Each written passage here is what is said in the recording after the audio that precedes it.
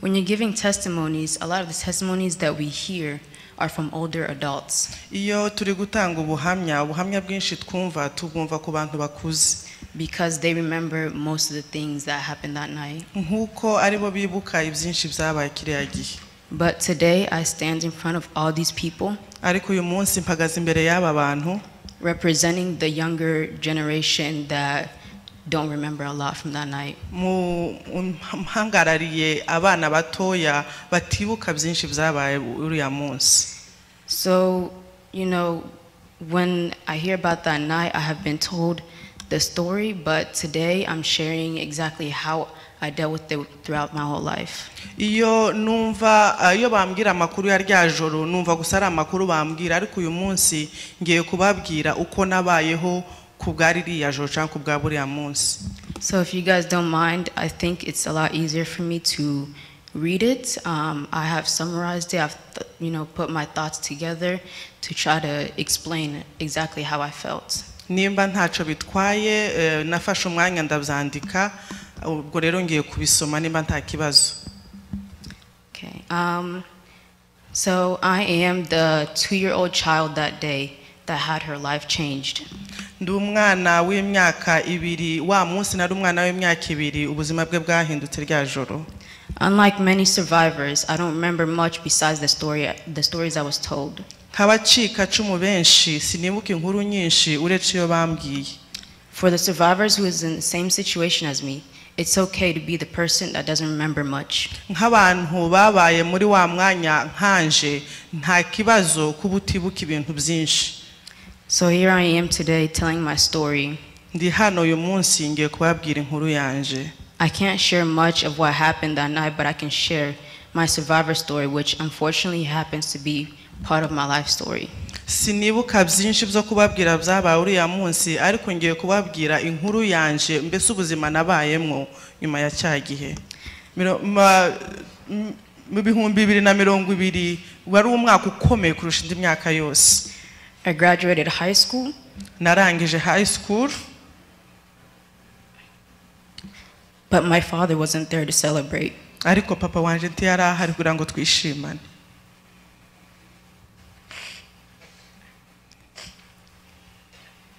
Yes, I had other family members in my whole family to celebrate with me, and also friends. Yego nari mfite umuryango wanje n'inshuti zanje kugira ngo zishimane nanje.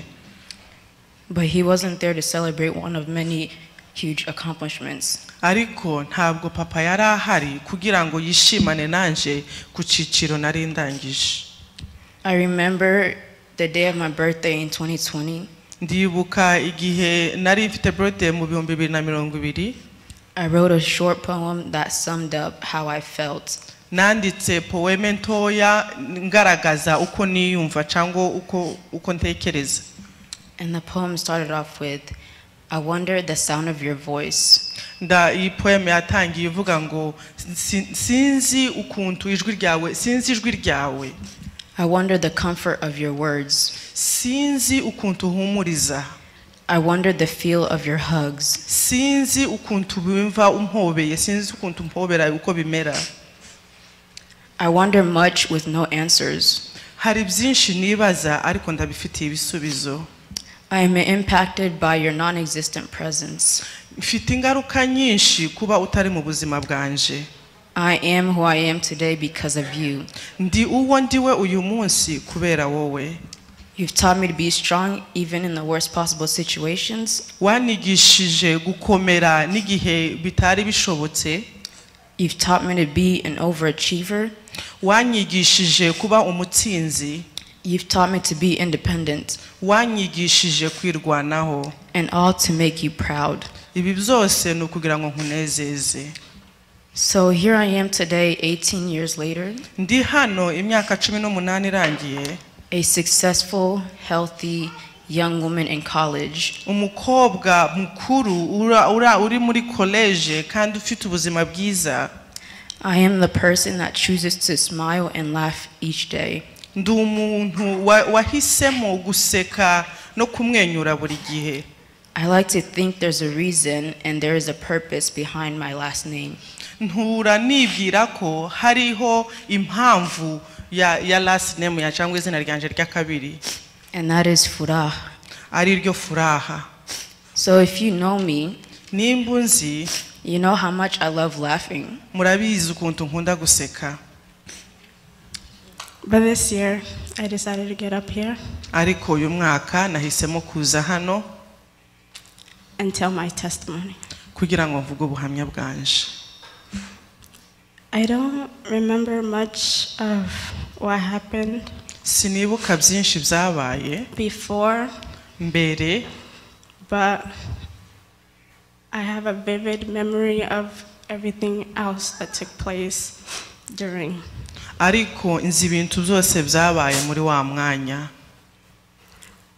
During that night, Rya joro I was with my parents, my brother, my cousin, and my grandma. nari kumwe n'ababyeyi banje n'abo tuvukana na kaka. And my little brother was only about a year old. Musaza wanje muto yari afite nk'umwaka. And then the little cousin was also a year old. Kandi no na mubyara wanje yari afite nk'umwaka. So that night, my little brother and my cousin went to go sleep in the same tent as my grandma. Muri iryo joro musaza wanje na mubyara wanje bari bararanye na kaka. And then I went to a separate tent with my mom, my dad, and me. Ngenda naje nari ndyamye mu yindi tente, jewe na papa na mama twari mu yindi shitingi. As you guys have heard, when all this took place, we thought it was just a noise happening from far away. We didn't really know what it was. Kuko mwese mubizi igihe byabaye twese twari ko twumva ari urusaku tutazi icarico ikibaye. Until the noises started getting closer and we started to panic. Kugeza aho urusaku rwatwegereye twese dutangira kugira ubwoba. And as the night went by, the noises got louder. Ijoro uko ryagendaga urusaku rwakomezaga ruba rwinshi. And that's when it kicked in that we were being attacked. Aho ngaho niho abantu benshi bibutse nti twatewe. Anybody who knew my dad, he was a pastor, so of course we started to pray. Abantu benshi bazi papa yari umupasiteri, Yesu yahise atangira gusenga. We prayed for a while, and even the people next to our tent came in our tent to pray, and then they went back. Ya twatangiye gusenga n'abantu bari muri hema y'iruhande baraje nabo barasenga mare basubirayo. Something seemed off about my mom because my little brother. Hari ikintu nabonaga kidasa neza kuri mama. Because my little brother was in the other, he was all the way across the tent, so she was worried about him. Nkuko musaza wanje muto yari mu yindi hema iri hirya nabonaga mama afite ubwoba cyane ari kumutekereza. So she suggested to my dad that she should go look for him. Abwira papa njewe ndagiye ngiye kureba umwana.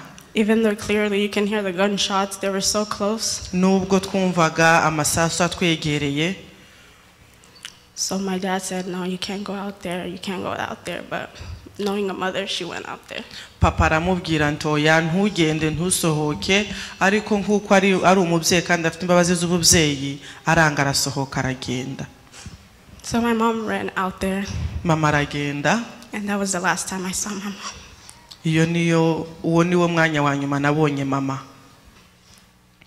This month is really, really hard for me. Uku kwezi ni ukwezi gukomeye cyane kuri njewe. Because it reminds me very, very bad things in my life. Kuko kunyibutsa ibintu byinshi bibi mu buzima bwanje. It brought a lot of traumatic things in my life. Ibintu byinshi byankanze.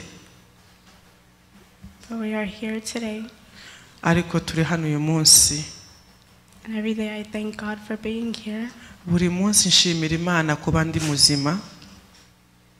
Because my little brother has somebody to be there for him. Kuko musaza wanje afite nk'umuntu nk'umuntu afite. He didn't lose his whole family that night. Musaza wanje ntabwo yatakaje umuryango wiwe wose iryo joro. We are still here living. Turacahari kandi turi bazima. Living in our father and mother's footsteps. Turahara hangaha tugera ikirenge mu cyaba mama. And yeah, that's it. Iyo niyo nkuru yanje murakoze. When all this happened, I was a few months born. Igihe ibingibi byabaye nari umwana w'amezi. Basically, I don't know that much, but I'm gonna tell you guys what I know so far. Nta kintu nibuka cyabaye ariko ngiye kubabwira ku byonzi. I was born in Uvira. Navukiye Buvira. We moved from Uvira to Gatumba. Tuva Buvira tuja Gatumba. Because of another war. Kubera intambara. On the night of August 13. Mu kwezi k'umunani tariki 13. I was with my mom, my dad, and my 2 sisters. Nari kumwe na mama na papa n'abakuru banje babiri. In one tent. Turi muri hema imwe. That night, my mom got shot and my dad. Muri iryo joro papa na mama barabarashe. My mom got shot while I was sleeping next to her. Mama bamurashe ndyamye iruhande rwe. When I was breastfeeding her. Ubwo nariko mwonka. I breastfeed her blood and everything in her body. Naramwonse kugeza aho nonka n'amaraso yiwe. Growing up, it affected me because I had to go to the hospital because all that. Gukura kwanje byangize ingaruka nini kubera ibyo mbese kubera amashereka nonse cyangwa ibyo nonse uwo munsi. My mom was the first one to die. Mama niwe wapfuye wa mbere muri iryo joro. She got shot, the bullet went through her and got my sister named Mukobwa. Mama baramurashe urusasu rwamuciyemo rwahise ruja no muri mukuru wanje. But I didn't get shot. Ariko nje ntabwo narashwe. But everybody else in the room did. Abantu bose muri ico cumba bararashwe. My mom was shot and half burned. Mama baramurashe kandi baramutwitse igice kimwe. And my sister, older sister named Kobga, she got shot and burned. Na mukuru wanje witwa Kobwa baramurashe kandi baranamutwika. My dad got shot, but he didn't die right away. He got shot on his leg. Papa nawe baramurashe ariko ntiyahise apfa uwo munsi bamurashe ku kuguru. So the only people that were still alive was me and my big sister named Mado. Most of you guys might know. Abantu babiri bari basigaye yari njewe na mukuru wanje Mado. Even though she got shot, but she got hurt, but she doesn't know. Like she couldn't feel the pain at that moment. Nubwo bari bamurashe iryo joro ntabwo yumvaga uburibwe muri ako kanya. My aunt came and tried to save us because she was sleeping in another tent. Shangazi wanje yaraje ashaka kuturokora kuko arari mu yindi hema yo hirya. And she came and grabbed me and put me on her back. Araza aramfata nshira ku mugongo. And my dad told her my sister's still alive as well. Papa aramubwira nti na mukuru wiwe aracari muzima. Njyewe nacitse ku 10 mu Gatumba, nari ncitse ku 10 Kalemi. I am a survivor in Gatumba and I was a survivor in Kalemi. Ariko mu Gatumba niho naburiye abantu bose. Kalemi nta bantu benshi hahaguye, twarahunze gusa. In Kalemi we didn't lost a lot of people, but in Gatumba we lost a lot of people. Yeah. Ryari ijoro ku basore bari hano, ryari ijoro ngiri tuvuye mu kabumbu, twanezerewe, cari gipindi natwe twari dufite game uwo munsi. It was a night just like tonight, after games, after soccer game and other activities that we were doing that night. So twese turataha mu masaha abiri nyuma y'iyo game, abantu 166 baba baguye aho ngaho. We all went home after the activities, and after 2 hours, 166 people died that same night. So reka nsubiza abantu bari bafite gahunda rwose ndeke kubicira. Let me give the program to murakoze those. cyane kandi Thank you nakwifuza so ko much. aba bantu nibasubira hano abari hano twese duhaguruke uhobera umuntu mubwire ngo komera please. I want you, whenever these people comes back, please stand up and hug at least one person and tell them to be comforted. nanjye ndumwe mu bantu barashwe nabi mu Gatumba. I am among the people that got shot or wounded in Gatumba. Nkuko babivuze bararashe. As they said, the gunshot was, we heard gunshots. Papa yari muri ba bantu b'abagabo bajyaga gutorera hanze cyangwa se gutarama hanze. My dad was among those parents or father that used to go gather with other men outside.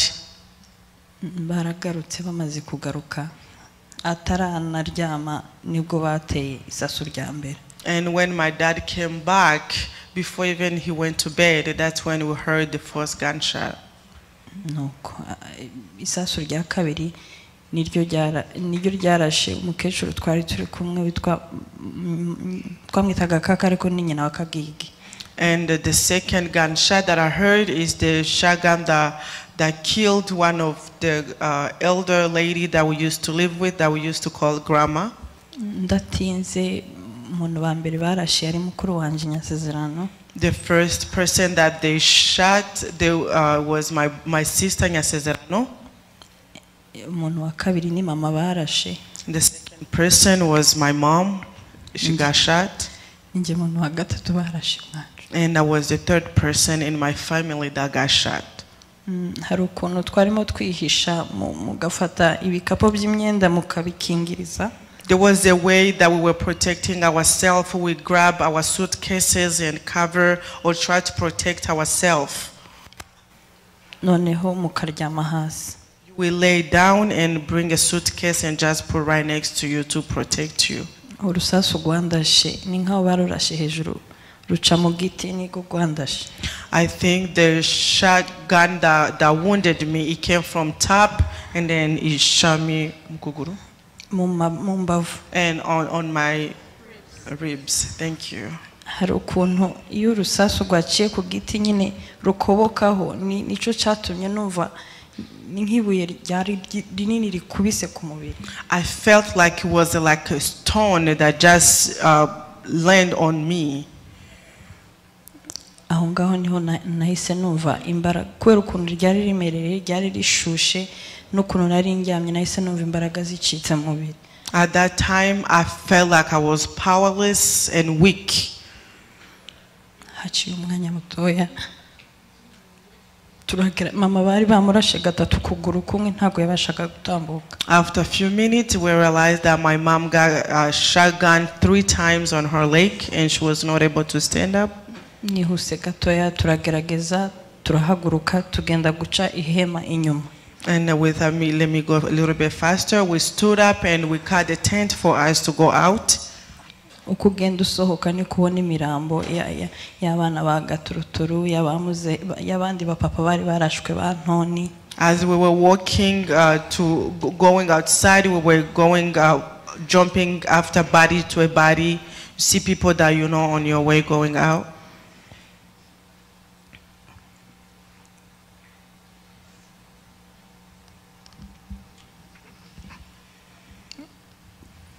Turangije tugerageza nyine gusohoka turasohoka. And then we stepped outside.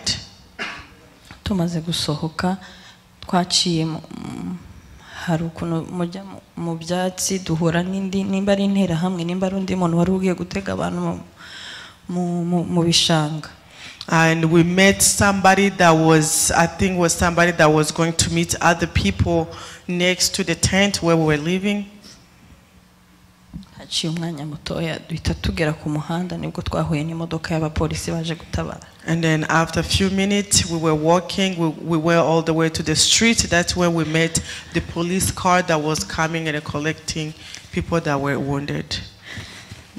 Ndateze tugeze kwa muganga niho baje gusanga abantu benshi bakomeretse ni naho brother wa marehemu mama Ngendo yari afite umuhungu we wari wahiye ararokoka bamuzanye kwa muganga niho yacika. And then they took us to the hospital where we met a lot of people.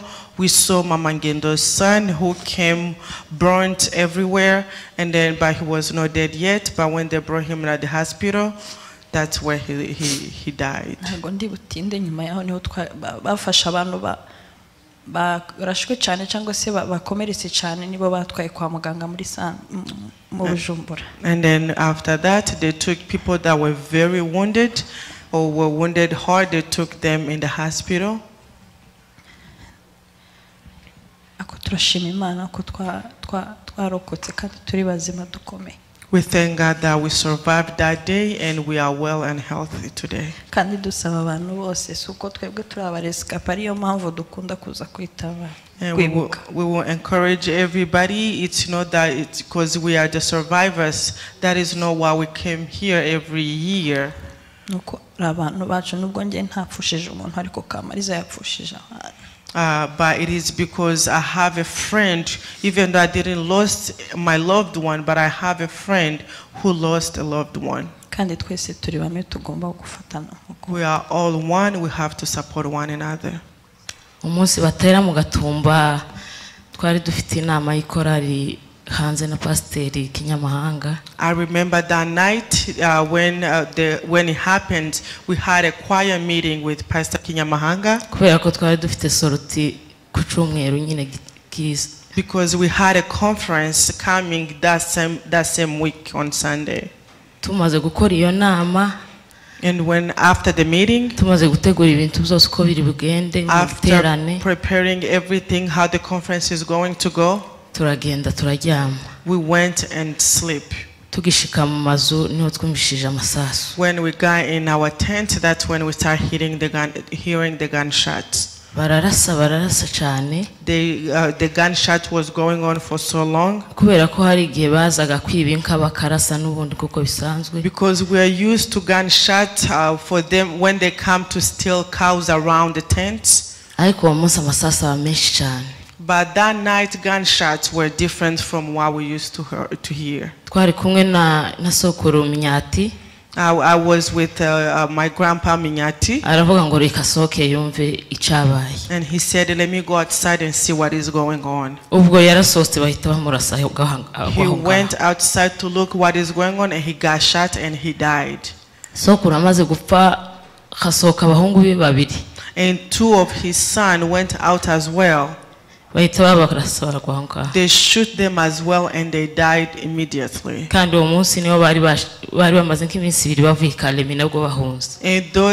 they were just coming from Kalemi surviving another war. And the gunshots keep going. Where we were sleeping, I heard my mother said, "Ash." She didn't say any other word and she was gone. And my brother that was sleeping right next to her, they shot him on the leg. And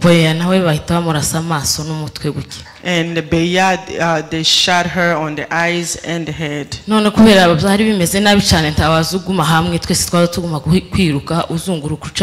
it was so loud, everybody was running up and down. I went in the next tent where Mama Nyashemutsi was. When I got there, iyindi side yari ikindi gice cyo haruguru numva barashe abo kwa Nyamusore. On the other side of the tent, I heard that they said that Nyamusore's family has been shot. Umugabo n'abana bane n'umugore. A husband and a wife and 4 kids. Ubwo tugumye aho ngaho.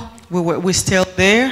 Bamwe biruka bagaruka ni muri shitingi gusa hanze batwitse amatara karaka cyane. People were running up and down and there were fire next to the tents. Noneho numva naje ndaremereye umugongo. And I heard that my back is getting heavier. Ndabwira sinzi uko mbaye sinzi nimba bandashe kubera ntabwo umuntu yarazi by'amasasu. And then I said, I don't know what is happening. I don't know if they shot me on my back. Nanigwa kuvaho narindi ndaguma ndapfukama ko nari meze nyine muri iyo position. I couldn't move. I stayed in that same position. Yaraho ngaho. I stayed there. Mu kanya gatoya, after a few minutes, abantu baza batwica barinjira. People that were killing us came inside. Baraza turahagararana kuko turi kumwe na Nyamukesh. They were just standing there just like how I'm standing here with Nyamukesh. Barambwira ngo ninzana amafaranga. And they said, give us money. Ndababwira ati nimba ari amafaranga mwari mukeneye mwari kuyadusaba ku mahoro. And then I said, if you wanted the money, you could have asked in peace. Afata imbunda randasa kandi. And then he shot me again. Ngo ndase akaba ngo yarasigaranye urusasu rumwe niko yabwiye mugenzi wiwe. And he told his friend that this is my last bullet. No ubwo rusasu ruhita rufata shitingi inyuma. And the bullet just touched the tent. Batora amasakoshi baravuga ati reka uyu nguyu nta kigiye kera twamuvunya amaguru turagaruka tumwice tumurangiza. Bazavuga Kirundi. They were speaking in Kirundi and they said that this one is not going to survive. Let's just take things and go. Nuko barasohokanya amasakoshi yacu yararimo amahuzu yose aho ngaho. They took our clothes and our suitcases and they left. Bamaze gusohoka, after they left, sinzi ukuntu nyina Chantal yarebye muri shitingi abona kantu kakobo kariho gutya isa niyashanyutse gatoya. And Chantal's mom saw like the tent was teared. Arafata arayishanyura yose and he irika. tear it big so we can go out. Ubwo nje sinari kubasha guhaguruka ndavuga ati muransize baze banjane. And then I told them, I was like, now you're leaving me so they can come and take me. Ndashimira mama Chantal cyane. I really thank Mama Chantal. Ubwo ngubwo abana bose nari nabasize ndazi naho bari ngo bose bapfuye. At that time I didn't know where my siblings were. I thought they were dead. Bahita baza mama Chantal aramfatara na Chantal umwe anshiga hano undi hano. Chantal and her mom, they come and grab me, one hold on this hand and the one on the other hand. Turasoka twinjira mu ishamba riraho hirya turihisha. Bitaro twarimwo batangira kuduhiga kandi. In the hospital where we were, they came and found us again so they can kill us. Iryo joro baraza abatwishe baza kureba abantu bashize muri ivyo bitaro. That same night or the different night, they came in that hospital to look for the survivors. Baradufata abaganga bwihishwa baratuzamura badushana kwa David. And the doctors or nurses, they took us secretly and they took us in the van and they took us to David Hospital. Ndashima Imana ku bantu bose barokotse. I thank God for everybody that survived. Kandi Imana yaradukomeje. God has encouraged us, comforted us. God has healed us. Ubu turi abantu bakomeye kandi turi abantu bafite ingo bafite abana. Now we are most of us are married and have kids and they are very strong and powerful people. Iki kintu mugeza agaciro cyane cyo kwibuka abantu bacu bapfuye. Please value this moment of remembering those that passed away. Ezi candles twakije ni 166 zipresentinga ubuzima bw'umuntu wese wiciwe mu Gatumba ririya joro. Tugiye gufata umwanya, please ntimuvuge. Tugiye gufata umwanya buri muntu wese yibuke waba ufite abo waruzi muri ririya joro basize ubuzima hari ahantu, baba hari abo utazi, waba ufite umuryango. Please mureke dufate umwanya twibuke ubu buzima kandi mureke aya matara twakije, izi kando twakije zituzanire hope mu buzima, zitugarurire icyizere cyuko justice is coming. Murakoze. First and foremost, I would like to greet you all. We would like to take this moment to offer our condolences to the family of the 166 innocent men, women, and children that were unjustly taken away from us and Wanyamulenge community as a whole. Before we proceed, I will request everyone stand up for a moment of silence and remember our loved ones. May everyone stand up.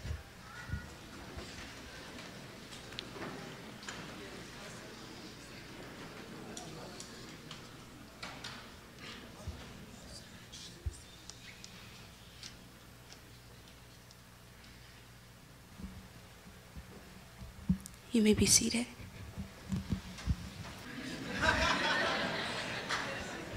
So good translating kugira tidutashe umwanya ari amabisubiramo muco navuze.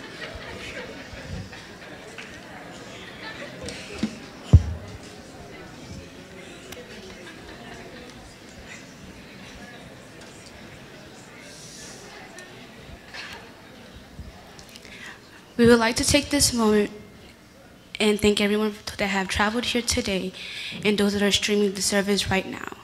As a survivor, that means a lot to me that your presence is here. Secondly, we would like to thank the GSRF committee for trusting us with Friday night programming.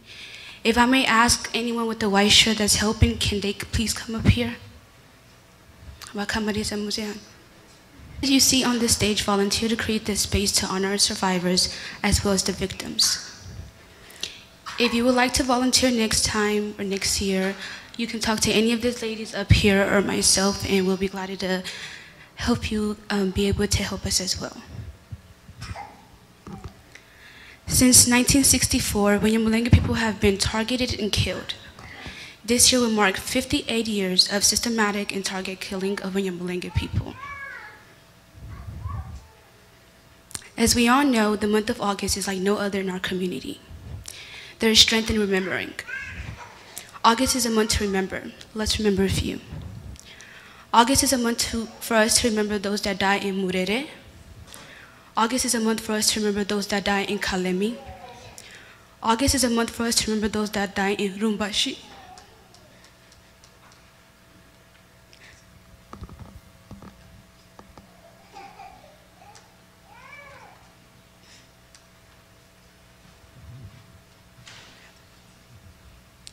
August is a month for us to remember those that died in Kabera. August is a month for us to remember those that died in Minembwe. August is a month for us to remember those that died in Kinshasa. August is a month for us to remember those that died in Kimani. August is a month for us to remember that dies in Gatumba. And most importantly, August is a month for us to remember those that are still getting killed to this day.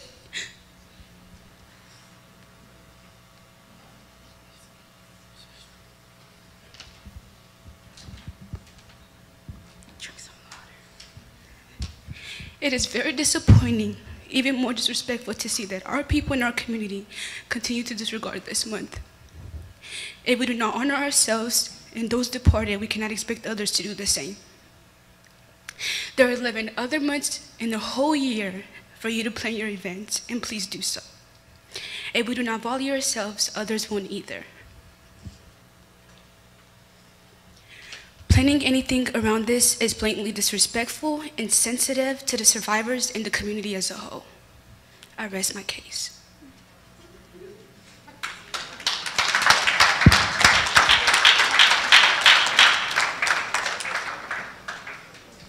This year's memorial theme is to invite us to explore the meaning of justice and what that looks like for us survivors. The notion of justice seems bleak and unattainable after so much loss that we have experienced and continue to experience till today. Would justice bring back my loved ones? Would justice undo all the trauma? Would justice rebuild my home? Would justice give me back my childhood? Will justice heal all my wounds? Is justice taking one life in exchange for one that I lost? Justice is not a reset button or a time machine that can magically undo the past, but justice can be healing. Justice can be us telling our stories, the good and the bad. Justice can be us giving grace to our parents and elders who have had so much to go through, so much trauma in their lives, as Bijou so eloquently said. Justice can be giving ourselves grace and understanding that all the pain and trauma, not our story, it is not our portion in this life. It is not normal that we do not have to be okay with this story. Justice is taking care of one another. Justice is us living in the right relationship with God, people, and land. Justice is taking care of the widows and the orphans.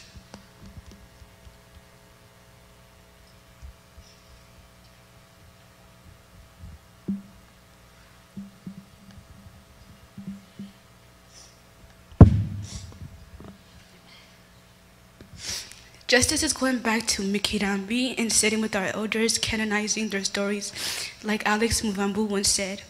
A story not told dies in someone's mind, and the truth grows along with it, and evil flourishes when it's not pointed out. Justice is truth-telling. Justice is standing up for yourself and one another. Justice is holding people accountable. Tonight we want to focus on justice as accountability. For so long, Wanyamulenge people have been killed in heinous ways. In many instances, we do not even have the luxury to bury them. The point of this campaign is to hold Agoto Gwasa accountable. He needs to be convicted and arrested. By raising this money, we will pay the lawyers who would take this case to court. Having him convicted will send a message to the people that have been targeting us for the last 58 years. Wanyamulenge people die daily and no one ever has been held accountable. Does justice not apply to us? Why do human rights not apply to us? This will send a message that our lives are worth it, that we will continue to die in vain. We will not continue to die in vain. By convicting Agoto Gwasa, we will show that 166 people who were killed are loved, valued, and their death was not in vain. Convicting Agoto Gwasa is justice for my mom. Convicting Agoto Gwasa is justice for my dad. It is justice for your brother. It is justice for your sister. And it is justice for your unborn children. Children who deserve the right to be born in a world where Wanyamulenge feels safe, secured, and valued. Justice. We will always be our first line of defense. Thank you. Kwibuka k'uyu mwaka twakoresheje terimi ivuga ngo I am more than a conqueror. Igamije kutwereka cyangwa se kutwigisha ubusobanuro bw'ubutabera ndetse nuko twebwe nk'abanyamurenge tureba ubutabera mu maso yacu. Ubutabera kuri bamwe muri twe bwamaze kuba nk'inzuzi umuntu arota akibagirwa kubera impfu zagiye ziba ingaruka mwaka ingaruka munsi, twarangiza ntitubone abantu babihanirwa, ubuzima bugakomeza nkaho nta cyabaye. Tukibaza ngo se ubu butabera bavuga buzatumarira iki? Ese ubu butabera bavuga buzagarura abacu twabuze? Ese ubu butabera bavuga buzadukiza ububabare tugendana nabwo? Ese ubu butabera bavuga buzatwubakira amazu yacu basenye n'inka zacu banyaze ngo zigaruke? Ese ubu butabera bavuga buzatugarurira ubwana bwacu tutabashije kubona?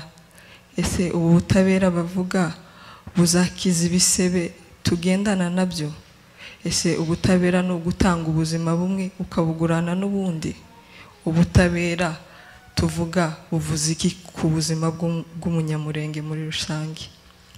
Tukongera tukavuga duti ubutabera ntago ari buto twakoraho ngo busubize ibihe inyuma, nimumara buhindure ibyabaye cyangwa se ibyatambutse. Ubutabera ni ugukira tugakira ibisebe tugira mu mitima, nubwo butabera. Kuri twebwe abanyamurenge ubutabera ni ukwicara tukavuga amateka yacu, yaba ibibi cyangwa se ibyiza. Ubutabera ni ukwibuka ibyabaye ku babyeyi bacu. Ubutabera ku banyamurenge ni ukwibuka ibyo twebwe twaciyemo nk'abana za young generation. Ubutabera ntago ari ukureba na mugenzi wawe ngo mutungane intoki uvuge ngo birakureba ngo njyewe ntago bindeba, ntago ari ubwo butabera. Ubutabera ni uguhaguruka twese tugahagarara hamwe tugakorana hamwe, ukaba imbaraga za mugenzi wawe nanjye nkaba imbaraga zawe. Ubutabera ni ukwita ku bandi cyangwa se kwitanaho. Ubutabera ni ukuba mu busabane n'Imana. Ubutabera ni ukubana mu busabane n'abantu no kuba mu busabane mu gihugu. Ubutabera ni ugufasha imfubyi. Ubutabera ni ugufasha abapfakazi. Ubutabera ni ugusubira mu kirambi tukicara n'abasogokuruza bakaducira imigani bakatubwira amateka y'umurenge. Ubutabera ni ukubwirwa ukuri kose apana guca hirya. Bisubiremo, ubutabera no kubwirwa ukuri kose. Ubutabera no kutareka ngo urenganwe. Ubutabera no guhirwa no guhanwa mu gihe wakoze ikintu kibi. Muri iri joro turifuza kuvuga ku butabera buhana ikibi cyakozwe cyangwa se ikibi cyakorewe umunyamurenge. Mu gihe kirekire abanyamurenge bishwe urw'agashinyaguro mu nzira zose zitandukanye. Mu magambo asobanutse, nta nubwo duhabwa ibyo maze kuvuga mu kanya, ntabwo duhabwa amahirwe yo guhamba abacu. Arishwe urw'agashinyaguro, ariko barateruye nk'aho ari inyamaswa bataye hariya, asigaye aribwa n'inyamaswa ku musozi. Ubutabera nuko natwe duhabwa ku gaciro ko guhamba abacu, tukabaha icyubahiro kibakwiriye. Hari mu ijoro ryo kuwa gatanu tariki 13 kwezi kwa munani 2024, abanyamurenge barashavuye. Iyo nteruye inganzo intimba ubwiranganza, kuko byari ijoro ry'incamugongo, ijoro ry'imiborogo, ijoro ry'amaraso, ijoro ry'urupfu, ijoro ry'amarira, ijoro ryo kwiheba.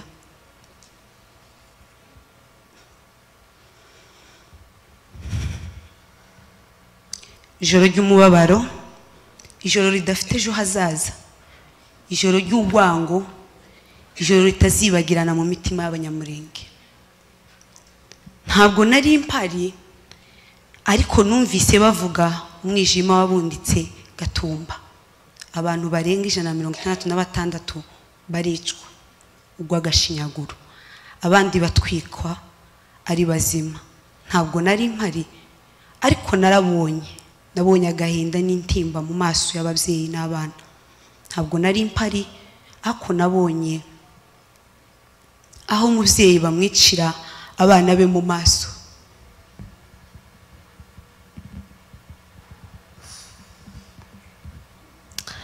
Bamwicira abana be mu maso areba. Nabonye aho umwana yigwanyeho kugira ngo arebe ko yakiza umuryango, ariko birangira asizwe ubupfubyi. Nabonye umukobwa ukiri muto arera barumuna be, nta byiringiro by'ejo hazaza yari afite. Mumfashe mumpoze, kuko nabonye aho umwana w'umuhungu yita kuri nyina akamukorera ibyo yagakorewe n'umwana w'umukobwa, ariko kubera kubura ndi babura kindi byatumye akora mu bitari mu nshingano ziwe. Gatumba we, pore wewe wasizwe ubupfubyi, pore wewe wapfakaye, pore ku batigeze babona imirambo y'ababo bakundaga. Ndashaka gushimira urubyiruko rwose. I want to thank the youth. Uyu munsi twawushizeho kugira ngo muzamwitabira. Today we made this day so everybody can come and gather. Mwumve ubuhamya buva ku bandi basore bagize ibi bibazo mu Gatumba. So you can come and hear testimonies of other youth that was in Gatumba. Mwakoze kwitabira manifestation. Thank you for coming on manifestation. Mwakoze kwitabira kuza kwizihiza no kwibuka abandi bakinyi bo muri equipe ya Twegerane bahoraga bakina ibuvira ndetse bicwira mu Gatumba. Thank you for coming and honor those the soccer players that passed away in Gatumba, and thank you for coming and gather here. Cyo twabasaba butaha, ndabizi ko mwitabira ama equipe cyane no gukina saka, ndifuza ko muzaza mwibuka mbere yuko mukina. What I can suggest is for next year, before you start the games, try to remember first. Kandi ndabashimiye kuba mwitabiriye no muhango wa ninjoro wo kumva ubuhamya. And I thank you for coming on this event of listening to the testimonies. ndabizi yuko havugirwa amajambo akomeye kandi aremereye. I know we speak heavy words. Ariko kandi niko bibazo byagenze niko bimeze. But again, that's what happened and that's how it is. Ndifuza gushimira abavyeyi bose baje gushigikira kino gikorwa mukicara ijoro ryose. I want to thank all the parents that came here to support. Muzukuri biri mu nshingano zacu nk'abavyeyi gukomeza kwigisha abana bacu aya mateka. It is some of our responsibilities to come here and support our kids and teach them about the history. Ahubwo mu Kinyamurenge bazavuga ngo nukuzana niyonka umwana wese ufite ubwenge nk'imyaka 5 kuzamura yakagomba kuza no kubwirwa no mateka buri munsi agahora mu matwi yabo. If it was possible, we will bring anybody, even a 5 years old, so we can tell them the story, so this story can remain in their minds. Abakuru ko barasaza. Our elders are getting old. Dukeneye yuko ibyo muzi muzabisigire byose muzabicuranurira urubyiruko n'abana batoya. We would like to know everything that you know, or everything that you know, to give to the youngest. Rero muri iki gikorwa cyo kwibuka twavuga yuko ari ukubahesha agaciro. In this time of remembering or the time of honoring, ubundi wibuka uwo wibagiwe. Most of the time you remember the one that you forget. Ariko ntago bigeze bibagirana. But we never forget them. Buri mwaka ariko kandi buri munsi kubacika cumu.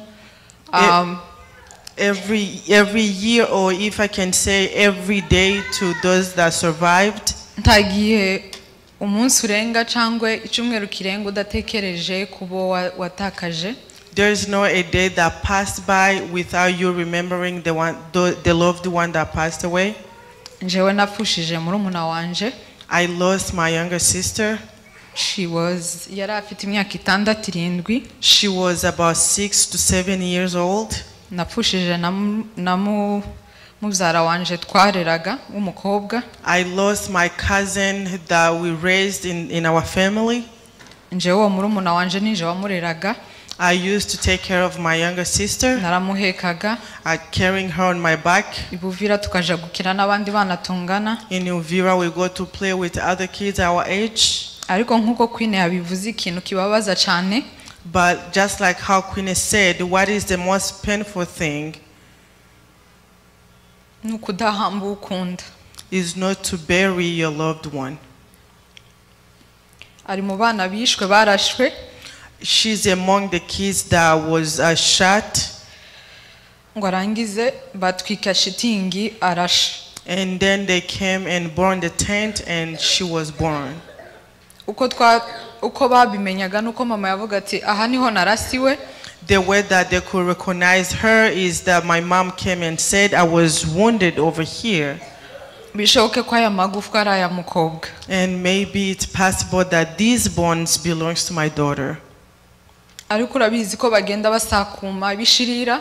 As you know, they go around and just take all the bones. Bakabiterera mu ishashe. And they will just put in the bag.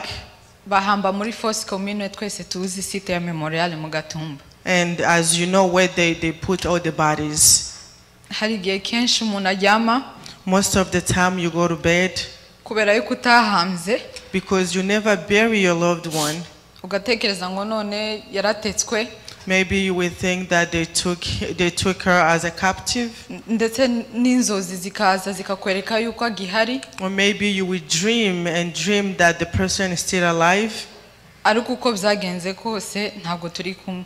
But whatever happened, we are no longer together. Turamutekereza buri munsi. We think about her every day. Hari abana bari bangana tubana hano. The kids that was her age that we live together. Hari umwana witwa Kanyambo n'undi witwa Jeanne. There's a kid called Jean and Kanyambo. Nzanyibuka bari abana kuko narabareraga nyine bose bari bangana. I remember she was the same age as them.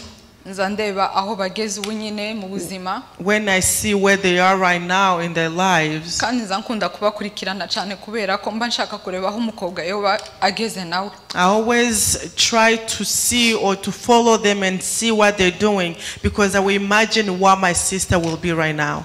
Kuri ubu abenshi barangije universite. Most of them has graduated from university. Barakora mu ma financial firms. They work in financial firms. Mwumva ibyo twatakaje.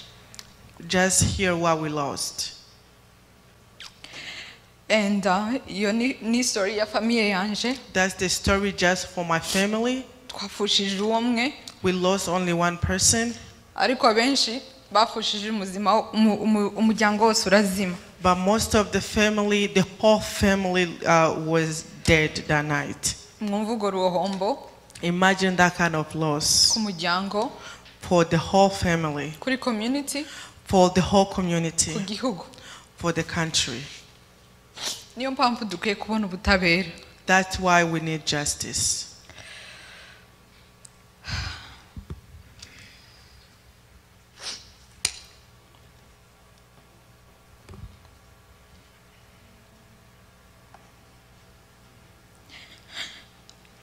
Ndashaka gusabira imbabazi umuntu wese woba wabaye offended kubera abantu bakomye amashi cyangwa basetse abari gukurikira live. I would like to ask for forgiveness for anybody that was offended if you heard the clapping or anybody smile or laugh. If you are following us online. Hari abantu badashobora kugraspinga intimba abantu bagendana. Some people cannot grasp the pain that we go around with. Abantu batabibayemo ntago bashaka kubitekereza. If you didn't live, if you were not on the site, you may not realize or you may not understand it. Bamwe bakumva ko baje gusa guhanging out n'inshuti. And some will think that they're just here to hang out with their friends. Abandi bari speechless bakabura amajambo. And some of us are speechless. Bakumva ko kubyibagiza no kutabitekereza no kutabyumva somehow birabafasha kudilinga nibiba n'intimba bafite. Some people would think that not to remember it or not to remember what happened, it is better for them to deal with what they're dealing with. Njewe nakaza ndakara cyane iyo nabonye bashizeho amafoto y'abanyagatumba ku ma social media. I used to get mad a lot when I see people putting pictures on social media, Gatumba's people's pictures. Nubwo byari bishirira byari ibyacu. Even though it were just ashes, it was our people. Thank you. Zambona niyo muntu bamutwitse baza batwara igibishirira mu mazu yabo bakakomeza bakabyibuka. I even see here when they do the cremation, they even take they just take the ashes and put in their houses. Ariko bazabishira mu mavezes meza. They put in beautiful vases. Ariko bacu babataye mu ishashi. But our people, they put them in bags. Abantu rero bagafata ifoto. People will take pictures. Bakazita kuri Instagram. And they will put on Instagram. I mean, bizabimbabazi. I tend to get mad. I think that we are not valuing them. Ariko ndabyumva ko habariho ikintu cyo kusakaza amakuru no ku raising awareness. But I understand because we need to raise awareness. I guess mfite conflict. I think mfite intambara. Zo mu mutima kumva ukuntu dukwiye kubihandling. I think I have a conflict in me of how we have to handle it. Ibi nabyo bihuye nibyo abanyamurenge bakomeje bakorerwa no mu bihe twebwe twari tutaravuka. This is related to what Banyamulenge has faced even before we were born. Mu gihe twibuka cyangwa duha agaciro abanyagatumba. When we honor the Gatumba, dukwiye kwibuka abiciwe kuri Kirumba igihe cya Murere. We have to remember those that passed away during Murere. Abaguye mu mishasha yose bicwa na malaria. Those that died because of malaria. Bakicwa n'inzara. Those that died because of hunger. Nigeze kuvugisha papa Banoge. I talked to Papa Banoge, ambwira ko ari umucikacumu w'inzara na malaria hariya mu Mushasha. and he told me that he is one of the survivors of hunger and malaria in Baraka na muri Fizi, Baraka area. In the Baraka area. Ibyo bintu njewe igihe abanyabibogobogo bamanutse igihe batewe barasenyegwa baja ibaraka. When Bibogobogo got destroyed and they moved, natekereje ico kintu cyo kwicwa n'inzara na malaria. I thought about that thing that people can die because of hunger and malaria. Ntekereza abanyakabera. I thought about Kabera people. Njewe napfushijeho umuyombo ukurikira mama. I lost my uncle on my mother's side. Barabashinje, kubashinje. They killed them with a knife. They slaughtered them. Thank you. Babata muri Rusizi. And they throw them in Rusizi. Abagabo magana. A lot of men. Kugezaho Rusizi yose hinduka amaraso. To the point the whole Rusizi was just blood. Kandi bagiye batoratora abagabo gusa. And they were just picking just men. Habe n'umwana w'umuhungu mutoya nawe bakamukuramwo. Even a young boy, they would take them out of them. Mfite mubyara wanje nyine wa muyomba w'umuhungu w'umucikacumu w'ikabera. I have my cousin who is one of the survivor of Kabera. Yarokotse kubera ko bamwambitse ikanju bamugira umukobwa. He was a survivor because they dress him in a dress so he can look like a girl. Ibyo byose abanyabibogogo basenyewe byanjeho. When the Bibogobogo people the house got destroyed, the village got destroyed, I thought about that. Cyo kimwe n'abanyarurambi gihe bagiye mu Mushasha wa hariya mu kubwegera. Just like how Rurambo people went again. Ibyo byose byabaye umwaka ushize kuva mu kwezi kwa mbere kugeza mu kwicenda umwaka ushize. All those happened last year. Ariko kubera izo experiences zose abanyamurenge bagiye bagira mu myaka ishize, because of all those experiences that Banyamulenge has faced, no bya Gatumba and Gatumba as well, n'ukuntu bigenda ntambabazi baho iyo babonye umunyamurenge n'ikubonye inyama. And because of that, when they see a Munyamulenge, there's no mercy on it. It's like they found something to do. Byakomeje kuyobora ibitekerezo byacu n'imyanzuro twafashe yo gutabara bene wacu igihe bagize ibibazo mu myaka ishize 2-3.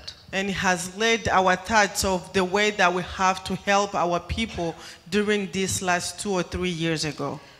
Rero mu gihe icyo cyose dukore icyo cyose kugira ngo dufashe bene wacu iyo mwumvishe ko hari alerte iko abanyamurenge bafite ikibazo muri Congo. So if they hear that there's a alert that Banyamulenge are facing any kind of problem, ndabingingira muza muzakira kandi mubifate n'umutima wo gutabara. Please take it with your everything in you so you can help them. Ta muntu dufitiye imbabazi. Nobody has mercy on us. Ni twebwe tuzifitiye. We're the only one that has mercy on ourselves. Zadukiza kubera ko twenyine ubwacu twitabaye. And if anybody is going to help us, is going to help us because we helped ourselves first. Ndangiza. As I'm finishing, ndifuza yuko twibuka intwari zatanze amaraso yabo. I want us to remember the hero that died because of us. Kuva muri 1996 since 1960 kugeza ubu nyine muri 2022 until now in 2022. Je napfushije undi muyomba witwa Rumenge. I lost my other uncle called Rumenge. Arahanze hari Buvira na Colonel Gakunzi. He's buried in Uvira and all the heroes. Zose ibyo ngibyo njewe nibyo bintuma gukora ibyo nkora. And everything, all those are the things that make me do what I do. Kugira ngo duha agaciro amaraso yabo, so we can honor their blood. Ibyo bagwaniye nti tugomba kubitanzira. Everything that they have fight for, we cannot just leave it. Amaraso ya Mukobwa nje niyo yanzanye hano. The blood of Mukobwa is the one that make me come here. n'abandi baje bakora amadosiye ahandi n'amaraso ya mukobwa n'ay'abanyagatumba n'abandi bose bagiye bapfa. And many people that has the way to come here, it's because of what happened in Gatumba or what happened to other Banyamulenge. I don't care nimba waravuye Bugande. I don't care if you came from Uganda. I don't care nimba waravuye muri Kenya. I don't care if you came from I don't Kenya. care nimba waravuye Burundi muri indi myaka itandukanye. I don't care if you came from Burundi in different years. Waje kubera amaraso y'abanyamurenge yamenetse. You came here because of the blood or that has the Banyamulenge blood that was shed. Dossier yawe ntabwo yari gufata utavuze izina ry'umunyamurenge. Your document will not be heard if you don't mention a Banyamulenge name. Rero nukomeza gusuzugura gutabara abandi. So if you don't participate and help others, you are taking for granted amaraso yamenetse. Uba uri gusuzugura the blood that was shed. Ndangiza. As I'm finishing, ndifuza ko muhaguruka mwese. I would like everybody to stand up again. Mu mitima yacu. In our heart. Turahire. Let's swear. Kutazata abandi. That we're not gonna give up on others or our people. No kudaha agaciro ayo maraso yose yatumye tugera aho tugeze ubu nyine. And that we're going to value the blood that was shed for us to be here today. Murakoze cyane mureke dufate umunota umwe. Let's take 1 minute and think about that.